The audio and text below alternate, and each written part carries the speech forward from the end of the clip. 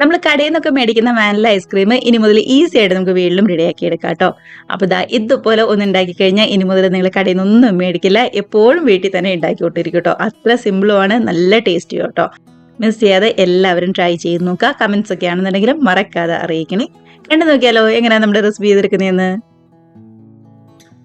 നമ്മുടെ ഐസ്ക്രീം റെഡിയാക്കി എടുക്കാനായിട്ട് ആദ്യം തന്നെ പാലിന്റെ ഒരു മിക്സ് ഒന്ന് റെഡിയാക്കി എടുക്കണം. അതിനായിട്ട് ഇതാ ഒരു 1.5 ടേബിൾ സ്പൂൺ കോൺഫ്ലവറിലേക്ക് 1 കപ്പ് 250 ml കപ്പിന് 1 കപ്പ് പാലും കൂടി ചേർത്ത് കൊടുക്കുന്നുണ്ട്. അതിനുശേഷം കട്ടകളൊന്നും ഇല്ലാതെ നന്നായിട്ട് തന്നെ ഒന്നുകൂടെ മിക്സ് ആക്കി നേരെ അടുപ്പത്തേക്ക് വെച്ച് ശരിക്കും ഒന്നുകൂടെ തിളപ്പിച്ച് കുറുക്കിയെടുക്കുകയാണ് ചെയ്യുന്നത്. അപ്പോൾ ഇതാ ഇതേപോലെ 1 കപ്പ് പാലും കൂടി ചേർത്ത് കൊടുത്ത് നന്നായിട്ട് തന്നെ ഒന്നുകൂടെ മിക്സ് ആക്കി എടുക്കുന്നുണ്ട്. ഇതുപോലെ പാലിന്റെ മിക്സും കൂടി ചേർത്ത് കൊടുത്ത് നമ്മൾ ഐസ്ക്രീം റെഡിയാക്കുകയാണെന്നുണ്ടെങ്കിൽ കുറച്ചും കൂടി നല്ല ടേസ്റ്റിലും അതേപോലെ തന്നെ കുറച്ചും കൂടി നല്ല കുറുകി കട്ടിയായിട്ടും കൂടി ഇരിക്കും കേട്ടോ. അതിന് വേണ്ടിയിട്ടാണ്. ഇതാ കട്ടകളൊക്കെ ഒന്ന് മാറ്റി എടുത്തിട്ടുണ്ട്. നേരെ അടുപ്പത്തേക്ക് വെച്ച് ശരിക്കും ഒന്നും കൂടി തിളപ്പിച്ച് കുറുക്കിയെടുക്കാം. ഗ്യാസിന്റെ ഫ്ലെയിം ആദ്യമേ ഫുൾ ഫ്ലെയിമിൽ വെക്കാം കേട്ടോ. ശരിക്കും ഒന്നും കൂടി ചൂടായി വന്നതിന് ശേഷം നല്ലോണം തിളച്ച് വന്നു കഴിയുമ്പോൾ മീഡിയത്തിലും അതിനുശേഷം ലോ ഫ്ലെയിമിലും ആക്കി മാറ്റണം. നന്നായിട്ട് തന്നെ ഒന്നും കൂടി തിളച്ച് വരുന്നുണ്ട്. കണ്ടോ, കോൺഫ്ലവർ ഒക്കെ ചേർത്ത് കൊടുത്തുകൊണ്ട് കട്ടയായി തുടങ്ങിയുണ്ട് കേട്ടോ. അപ്പോൾ ഈ സമയമൊക്കെ ആണെന്നുണ്ടെങ്കിൽ കൈ എടുക്കാതെ തന്നെ ഒന്നും കൂടി ഇളക്കി കൊടുക്കുക.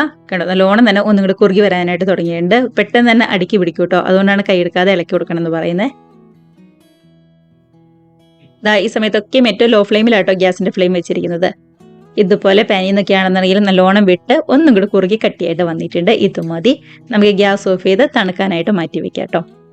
കുറച്ചും കൂടി ഇരുന്ന് കഴിഞ്ഞാൽ നല്ലോണം കട്ടിയായി പോകും. അപ്പോൾ അത്രയും വേണ്ട, ഇതേപോലെ കറക്റ്റായിട്ട് വന്നാൽ മാത്രം മതി. അപ്പോൾ നമ്മുടെ പാലിന്റെ മിക്സൊക്കെ നന്നായിട്ട് തണുത്ത് വരുന്ന സമയത്ത് നമുക്ക് ഐസ്ക്രീമിന്റെ ബാക്കി പരിപാടികളൊക്കെയും ചെയ്തെടുക്കാം കേട്ടോ. അതിനായിട്ട് അത്യാവശ്യം വലിപ്പമുള്ള ഒരു ബൗളാണ് എടുത്തിരിക്കുന്നത്. ഇതിലേക്ക് 250 ml കപ്പിന് 1 കപ്പ് വിപ്പിംഗ് ക്രീമാണ് ചേർത്ത് കൊടുക്കുന്നത്. വിപ്പിംഗ് ക്രീമോ അല്ലാന്നുണ്ടെങ്കിൽ നമ്മുടെ ഫ്രഷ് ക്രീമോ ആണെന്നുണ്ടെങ്കിലും കുഴപ്പമില്ല. ഞാനിവിടെ ഫ്രീസറിൽ നിന്ന് കുറച്ച് നേരത്തെ തന്നെ ഫ്രിഡ്ജിലേക്ക് ഇറക്കി വെച്ച് നല്ലോണം തന്നെ കട്ടകളൊക്കെ ഒന്നുകൂടെ മാറ്റിയെടുത്ത വിപ്പിംഗ് ക്രീം കേട്ടോ.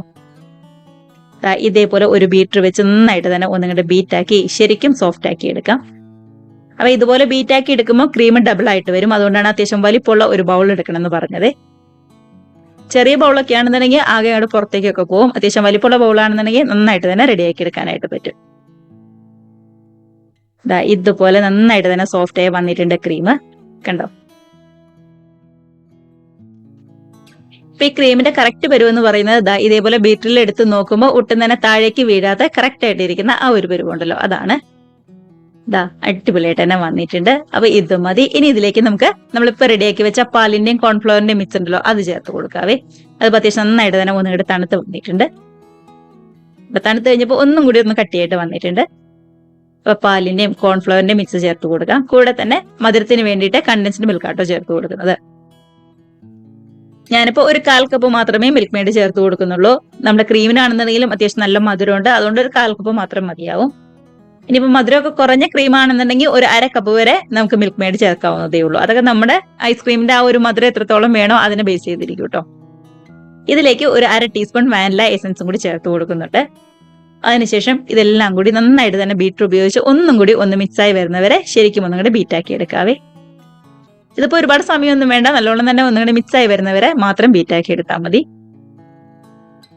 കണ്ടതാ ഇതുപോലെ. അപ്പൊ ഇത്രയേ ഉള്ളൂ നമ്മുടെ ഐസ്ക്രീമിന്റെ മിക്സിങ്ങിന്റെ പരിപാടി എന്ന് പറയുന്നത്. വളരെ എളുപ്പത്തിൽ ഒരു ബീറ്ററും വിപ്പിംഗ് ക്രീമും ഒക്കെ ഉണ്ടെന്നുണ്ടെങ്കിൽ നമുക്ക് റെഡിയാക്കി എടുക്കാവുന്നതേ ഉള്ളൂ. കണ്ടോ, നല്ലോണം തന്നെ മിക്സായി ശരിക്കും സോഫ്റ്റ് ആയി വന്നിട്ടുണ്ട്. ഈ സമയത്ത് മധുരമൊക്കെ നോക്കുക, കുറവാണെന്നുണ്ടെങ്കിൽ മാത്രം കുറച്ചും കൂടി മധുരം ചേർത്ത് കൊടുത്താൽ മതി കേട്ടോ. നന്നായിട്ട് തന്നെ സോഫ്റ്റ് ആയി നമ്മുടെ ക്രീം വന്നിട്ടുണ്ട്. ഇനിയിപ്പോ വേറെ ഒന്നും തന്നെ ചെയ്യാനില്ല. മറ്റൊരു പാത്രത്തിലേക്കോ അല്ലാന്നുണ്ടെങ്കിൽ ഒരു ട്രേയിലേക്കോ മാറ്റി ഒരു 7-8 മണിക്കൂറെങ്കിലും ഫ്രീസറിൽ ശരിക്കും ഒന്നും കൂടി തണുത്ത് സെറ്റായി വരാനായിട്ട് മാറ്റി വെച്ചാൽ മതി. അല്ലാന്നുണ്ടെങ്കിൽ ഇതേപോലെ മാറ്റി കൊടുക്കണമെന്നൊന്നും നിർബന്ധമൊന്നുമില്ല. നമ്മളിപ്പോ ബീറ്റ് ചെയ്ത അതേ പാത്രത്തിൽ തന്നെ അതേ ബൗളിൽ തന്നെ നമുക്കൊന്ന് സെറ്റ് ആവാനായിട്ട് വെയിറ്റ് ചെയ്താലും മതിയാവും. അതൊക്കെ നമ്മുടെ ഇഷ്ടം കേട്ടോ. ഞാൻ ഇതേപോലെ മറ്റൊരു ട്രേയിലേക്ക് മാറ്റി നല്ലോണം തന്നെ ഒന്നും കൂടെ ലെവലാക്കി ശരിക്കും ഒന്നും കൂടെ കവർ ചെയ്ത് ഫ്രീസറിൽ വെച്ച് ശരിക്കും ഒന്നും കൂടെ തണുപ്പിച്ചെടുക്കുന്നുണ്ട്.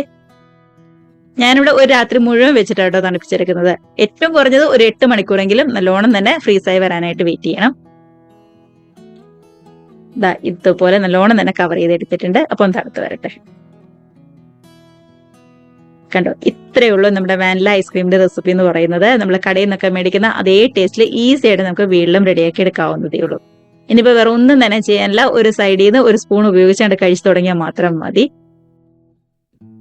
അപ്പൊ ദാ എല്ലാവരും ഇതേപോലെ ഒന്ന് ട്രൈ ചെയ്ത് നോക്കി അടിപൊളിയായിട്ട് ഇരുന്ന് കഴിക്കുക. കമന്റ്സ് ഒക്കെ ആണെന്നുണ്ടെങ്കിലും മറക്കാതെ അറിയിക്കണേ. അതേപോലെ തന്നെ വീഡിയോ റെസിപ്പി ഒക്കെ ഇഷ്ടമായിട്ടുണ്ടെങ്കിൽ ഒന്ന് ലൈക്ക് അടിച്ച് ഷെയറും കൂടി ചെയ്യാനും, ആദ്യമായിട്ട് നമ്മുടെ ചാനൽ ആരെങ്കിലും കാണുന്നവരുണ്ടെങ്കിൽ നമ്മുടെ ചാനലും കൂടി ഒന്ന് സബ്സ്ക്രൈബ് കൂടി ചെയ്യാനായിട്ട് മറക്കല്ലേ. ദാ ഇതേപോലെ മറ്റൊരു സെർവിങ് ബൗളിലേക്ക് മാറ്റി അടിപൊളിയായിട്ട് ഇരുന്ന് കഴിക്കാവുന്നതേ ഉള്ളൂ. അപ്പൊ എല്ലാവരും ഹാപ്പി ആയിട്ട് ഇരുന്ന് കഴിക്കാം. നമുക്ക് ഇതേപോലുള്ള പുതിയ പുതിയ അടിപൊളി വീഡിയോസ് റെസിപ്പീസ് ഒക്കെ ആയിട്ട് വീണ്ടും കാണാം. അതുവരെ എല്ലാവർക്കും ബൈ.